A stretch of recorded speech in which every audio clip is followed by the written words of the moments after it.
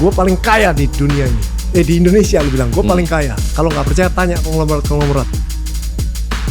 Berapa uang yang dia mau keluarin untuk menjadi umur gue sekarang? Gue jadi lu, balik lagi ke umur lu 24 gitu kan.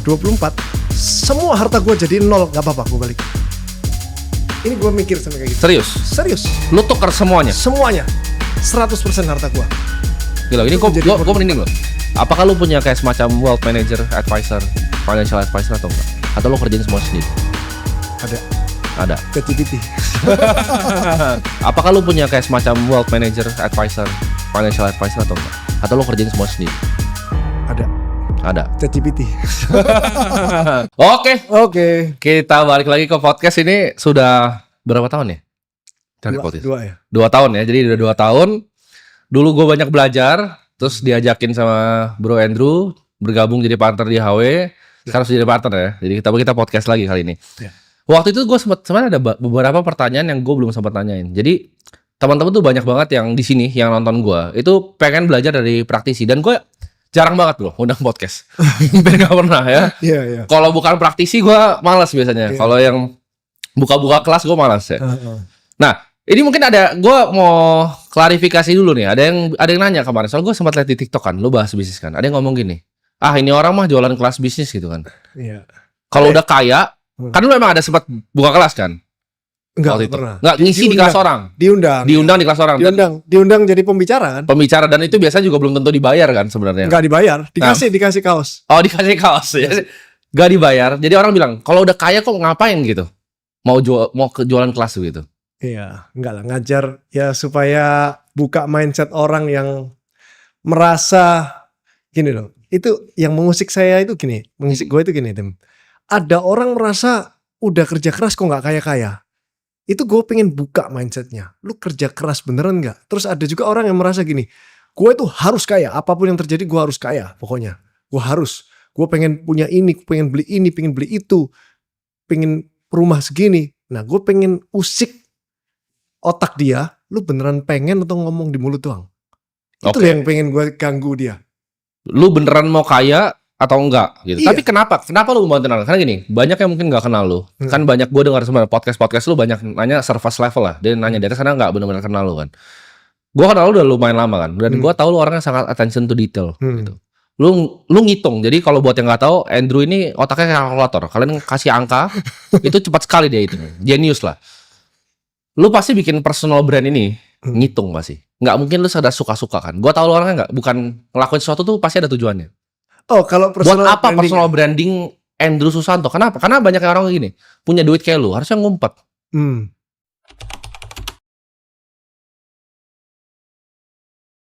Iya, kalau personal branding ini nggak sengaja, Tim. Ini nggak sengaja. Awalnya kan dari Bang Hotman yang ngepost. Terus otomatis jadi followernya Bang Hotman itu waktu itu sampai awal-awal itu mungkin 50-60% followernya Bang Hotman doang, penasaran doang. Oh ya, gue tahu yang dibilang triliuner. Awal waktu di Instagram tuh 50.000 pertama lah itu Bang Hotman gitu. Terus iseng-iseng saya ngepost apa yang saya ajarkan ke karyawan saya. Jadi itu doang. Saya nggak pernah bikin. Kalau diperhatiin, saya nggak pernah bikin konten. Jadi kamera bikin konten ngajar tuh nggak pernah satu kali pun. Sekali pernah waktu itu. Sekali doang waktu itu pernah. Terus saya nggak nyaman. Jadi pada saat ngajar, kayak waktu itu kelas jadi pembicara, saya mau sekalian aja direkam. Jadi bukan cuma murid doang. Jadi yang murid itu bayar, Tim. Waktu itu, yang waktu saya ngajar tuh bayar 149.000 bayar tuh. Jadi harusnya yang nggak bayar kan nggak dapet. Karena gua nggak dibayar, gua post ulang, bodo amat gitu. Ngerti, karena lu nggak dibayar sebagai pembicara, kalau lu keluarinnya gratis. Dong, terserah gua. Jadi kan waktu itu mungkin yang dengerin 1.000-2.000 orang gitu ya. Gua post ulang yang lihat 100.000. Gak bayar, bodo amat orang gua gak dibayar gitu. Jadi gua gak bikin konten gitu. Yang itu aja. Gua ada satu orang ngamerain gua suruh potong-potong, gua share aja. Tapi fungsinya share itu tuh apa gitu buat seorang Andrew itu? Ngapain gitu? Orang pasti kan nanyanya ngapain kan? Seneng ajar jadi gemes sama orang-orang yang bilangnya doang itu mau kaya tapi gak ada usahanya. Tapi dia bilang aku udah usaha, udah apa.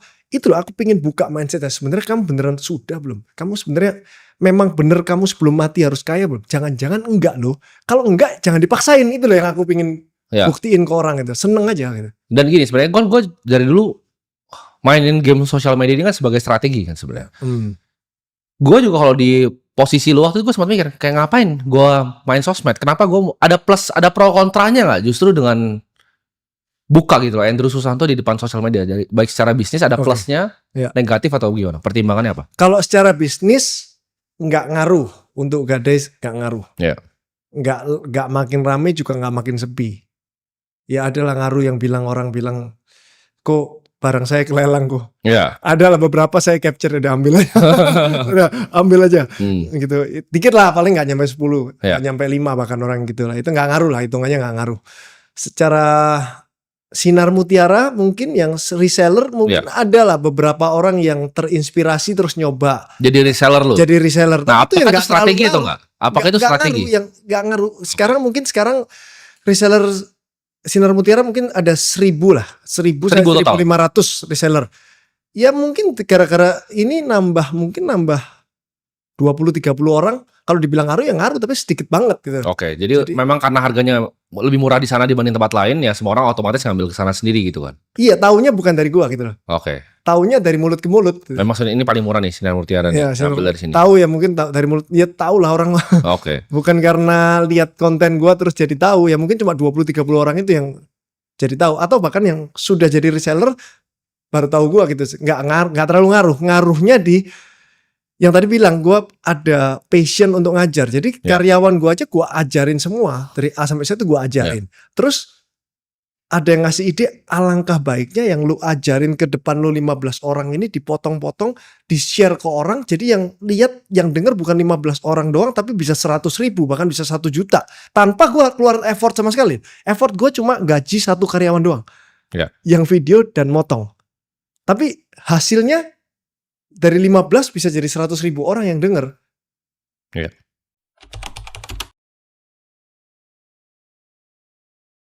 Oke, cerita dari awal nih Tim.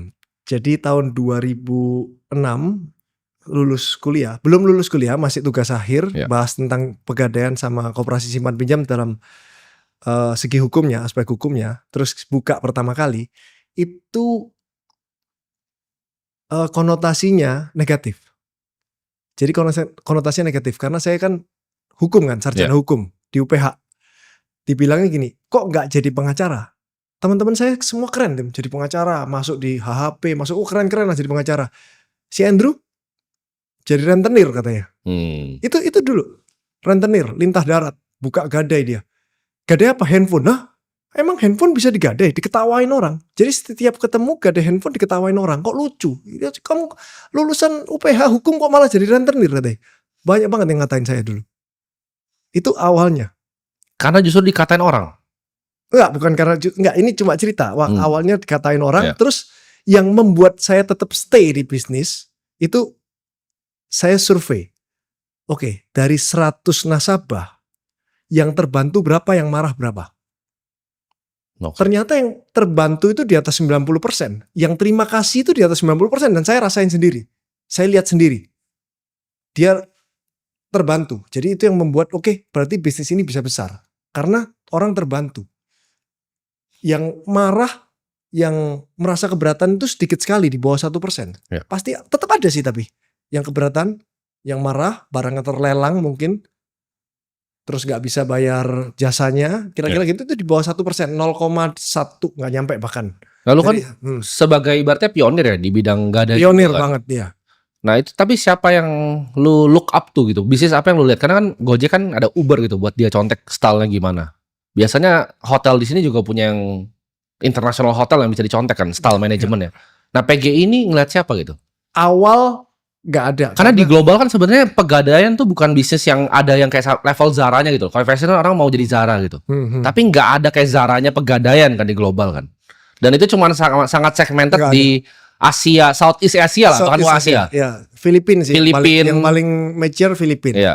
Cuma kalau sekarang kalau bilang pegadaian siapa yang dicontek, lihatnya BUMN, Pegadaian Hijau. Iya, yang hijau. Dia 5T loh. Untungnya 1 tahun. 5,5T tahun ini targetnya. Net income. Kalau dia bisa sebesar itu berarti emang bisnis ini menarik. Nah dia kan tapi gak main handphone. Yang hijau ini kan mainnya emas. Nah gue sekarang main emas. Tahun ini gue main emas. Kenapa? Strategi. Oke, kita kan kemarin bahas kayak strategi handphone kan. Sekarang kenapa pivotnya di antara emas sama handphone? Karena yang hijau setahu gue itu nggak main handphone. Karena Jadi handphone kan kecil kan tiket size-nya kan. Iya. Hijau itu main emas 99%. 5,5 T ini dari emas kan. Iya. Berarti PGI bakal pivot ke emas. 1 tahun ini udah buka emas. Udah mulai terima emas. Bahkan nanti tanggal Desember ini, tahun ini. Iya. Saya memberikan ke loyal customer PGI 8.000 keping emas. 8.000. 8.000. Bisa masuk Muri ini lagi diajuin. 8.000 tuh berarti 8.000 juta dolar. 8.000 gram berarti. 8.000 gram emas. Belasan M. Iya. Buset. Mau? Lu mau? Ke loyal customer. Serius lo? Iya, untuk loyal customer PGI yang gadai sebelumnya kan masih elektronik. Kita mau pivot ke Nah, lu dengar tuh. Ini orang kaya beneran nih. Bagi-bagi emas belasan M. Ya. Alfian mau jadi customer?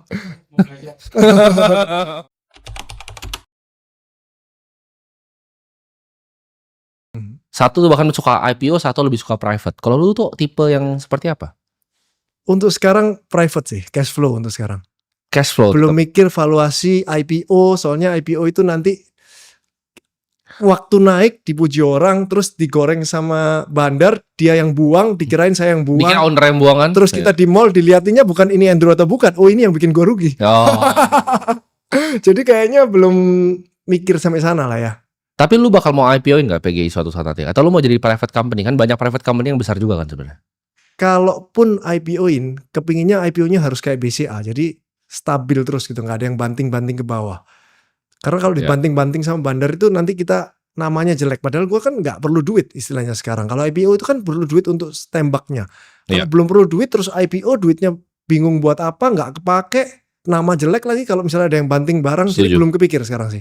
Nah lu kan waktu itu pernah cerita, lu dapat 15 M pertama di umur berapa waktu itu? 15 M. Iya 15 M itu umur berapa waktu itu? 15 M. 28 ya kayaknya. 28. Nah di 28 ini apa yang bikin lu nyampe sana? Dan perasaan itu seperti apa? Seneng gak gitu? Enggak, tunggu, sorry. 15 M.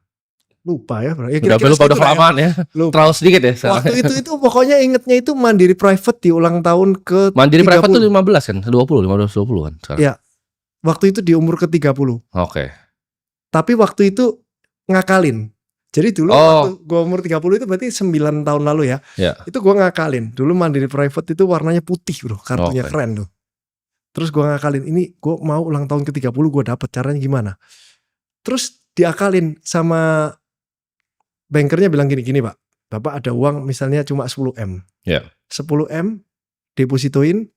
Terus depositoin jaminin. Pinjam lagi 10 M. Jadi bapak punya 20 M. Ngerti? Oh ya tahu. Punya deposito sama punya cash dijaminin. 20 M langsung keluar kartunya. Jadi gue umur 30 itu dapat Mandiri Private tapi dengan cara ngakalin. Jadi kebanggaan tersendiri, achievement sendiri sih nggak ada yang tahu. Gak ada yang tahu. Cuma achievement sendiri bahwa gue kerja berarti udah berapa tahun? 9 tahun. 9 tahun waktu itu. Terus dapat private banking. Jadi itu kan berarti kan orang yang bilang oh Andrew kaya cepat, ini kan proses kan sebenarnya. 9 tahun kan proses yang panjang kan bahkan untuk sampai segitu kan. Nah, lu kan pasti dalam bikin uang seperti itu dan sampai sekarang itu banyak prinsip yang lu pegang. Kalau misalnya kayak Ray Dalio itu kan terkenal dengan dia punya principles kan. Oh lu harus begini ini prinsip yang dia punya tentang hidup. Lu punya gak prinsip-prinsip yang lu punya tentang bisnis gitu?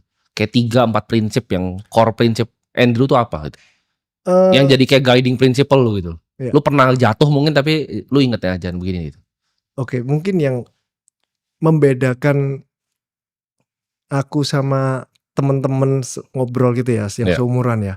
Dia lihat juga, dia kasih masukan yang membedakan adalah konsisten dalam memanage resiko. Jadi nggak serakah gitu loh. Ditawarin sesuatu something big yang menarik, tapi kalau meresikukan sesuatu yang ada, gue mundur.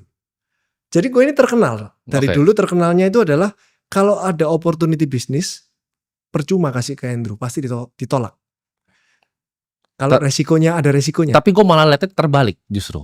Lu tuh jadi kalau gue lihat ya orang yang paling justru bisa dipercaya ketika deal making. Karena gue tahu kalau Andrew masuk nggak mungkin rugi. Ya makanya itu. Jadi orang reputasi lu tuh justru bagus sekali di situnya. Kayak Andrew lompat nih, lu ikut aja udah pasti untung gitu. Saking jarangnya gue lompat masuk. Yang ngomong lu bukan orang pertama yang ngomong, lu orang ketiga. Karena Andrew ini nggak enakan sama orang. Kalau enggak dia bilang enggak gitu. Nggak enak. Ya makanya orang jadi malas nawarin. Tapi kalau Andrew sudah masuk itu banyak. Lu mungkin orang ke-30 yang ngomong, 30-40 orang tawarin Andrew ada nggak? Oke, masuk tadi. Karena sulit banget tawarin dia. Jadi males ngecek lagi manajemen risiko yang udah ada Andrew di dalam, udah masuk aja itu. Gue gitu. Males due diligence lagi. Gue suka ya Holy Wings tuh gue nggak due diligence sama sekali. Gue cuma liat bukunya sekilas, presentasi Ivan sekali, habis itu udah masuk. Karena gue tau dia masuk gede, udah masuk aja. Iya. Jadi itu sih. Nah itu menurut lu apakah itu bring advantage buat lu? Kayak contoh ya kemarin kan ada partner juga kan yang bawa Lisa kan. Dari portofolio defensif ini, let's say 100% cash non PGI ya, Andrew. Iya. Seperti apa sih? Wealth management orang kaya. Dan gue ada pertanyaan sebelum ini.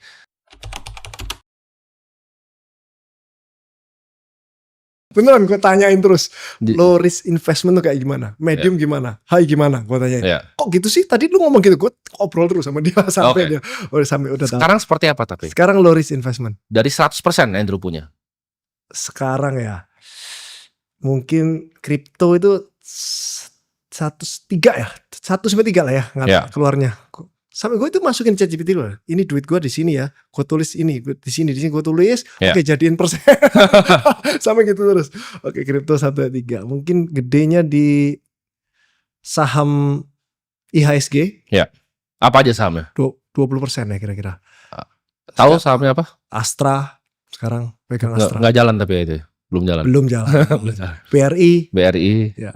Cuman harusnya gue gemes nih saatnya injek nih. Cuman gue gak gitu, Tim. Oh iya sebenarnya iya. Iya kan? Ini kan dibilang saatnya injek nih. Iya sekarang oke. Gue gak gitu. Oke. Gak apa-apa, biarin aja. Tapi kalau orang kegemes pengen injek supaya nanti begitu naik itu untungnya banyak. Gue gak gitu, bukan gitu orangnya. Oke. Saham Indo 20%. 20%. Apa lagi? Bonds. Nah ini kan teman-teman kan mungkin awam nih sama bonds kan. Nah bonds apa yang lo pakai? Kan biasa rata-rata cuma pakainya FR kan. Ya. Banyak kan orang Indonesia FR. Sekarang yang bagus itu pakai USD karena yieldnya 4% dan USD lu bisa beli di USD. USD secara historical kan setahun bisa untung 2%. Ini gue coba challenge lu lagi ya karena ini kan kemarin juga kita sempat ngobrol tentang ini kan. Dan gue sempat mau purchase lumayan besar juga, tapi bondsnya tuh sebenarnya turun bro value-nya. Gimana turunnya? Gue juga kan kemarin gue sempat ada beli FR yang dari tahun lalu kan sampai sekarang. Itu hasilnya dari nilai beli ke nilai jual kan turun banget. Orang kan gak lihat bonds itu sebagai instrumen yang fluktuasi. Yieldnya tuh sebenarnya negatif 2 loh. Kalau dulu beli, kalau sekarang beli ke tahun sekarang depan lagi di bawah. Dong. Iya, sekarang lagi di bawah. Kalau lu beli sekarang ke tahun depan belum tentu dong. Iya, tapi kan gini, kalau Amerika sama orang kan pikir obligasi itu cuman produk yang ada yield. Ini yang salah kaprah kan sebenarnya. Iya. Orang kalau beli US punya bonds selama 10 tahun itu rugi loh bro. Turun dia. Iya betul. Makanya dari 10 tahun lalu gue gak pernah beli bondsnya. Baru beli. Ini saatnya. Percaya gue ini saatnya. Oke. Dulu itu yieldnya 1% bro. Iya. Sekarang itu 4%. Jadi sejelek-jeleknya lu masih dapat turun yieldnya jadi 3%, 2%. Gak apa-apa. Tapi yang penting dalam USD kan. Iya karena beli USD lu kapan lagi bisa beli USD dapat yield 4%. Tapi kayaknya ini nggak bisa diaplikasikan kan ke teman-teman. Karena ini biasanya kan kalau gua nggak salah di perbankan ini minimal belinya tinggi sekali kan. Aduh, nggak tahu gua. Iya, nggak bisa beli kecil kan. Kalau yang obligasi USD, sama kayak Singapura kan mereka. Ya. Private banking nggak bisa beli kan. Ya. Lu kan ngomong nih, ini ngena lu di gua Tim. Lu bilang gini, gua paling kaya di dunia ini. Di Indonesia lu bilang, gua paling kaya. Kalau nggak percaya tanya konglomerat. Berapa uang yang dia mau keluarin untuk menjadi umur gue sekarang gitu kan. Gue ketemu beberapa soal waktu itu. Oh gak usah gitu Tim. Gue langsung kepikiran tuh. Gue langsung kalau gue jadi lu, balik lagi ke umur lu 24 gitu kan. 24. Semua harta gue jadi 0. Gak apa-apa gue balik. Ini gue mikir sampai kayak gitu. Serius. Lu tuker semuanya? Semuanya. 100% harta gue. Gila ini gue merinding loh. Memang waktu itu mengerikan memang. Makanya kalau beli private. Nggak, lu belum tua loh bro. Ini yang ngomong sama gue tuh waktu itu emang dia udah agak konglo sih. Tapi umurnya tuh udah kayak 60 bro. Dia bilangnya gimana? Iya. Kalau suruh apapun jadi lo. Bahkan ya. Uangnya gue. Bukan jadi gue deh. Bukan jadi Timothy Ronald. Umurnya aja. Dia bakal riset sampai 0 semuanya. Bahkan untuk harapan gak pernah dapetin uangnya lagi. Oh iya dong. Nggak, bahkan bukan gini.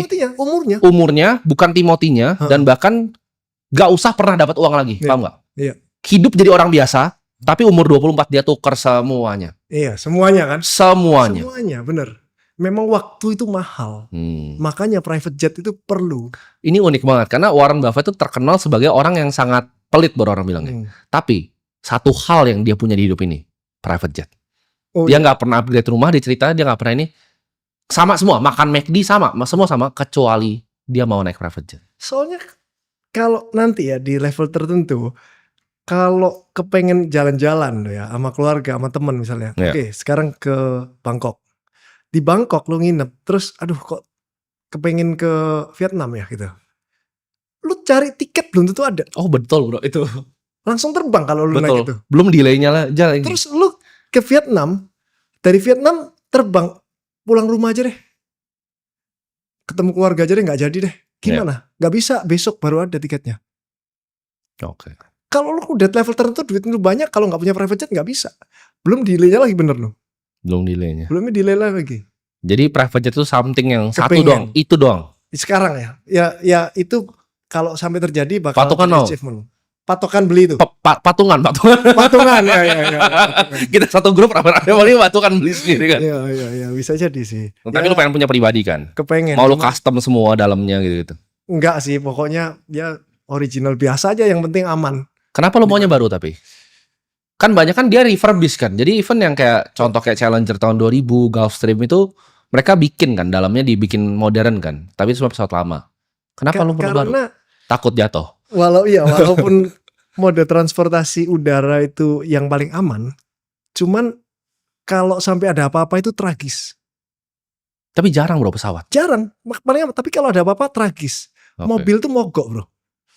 Pesawat mogok itu jatuh bro. Jadi tragis gitu loh.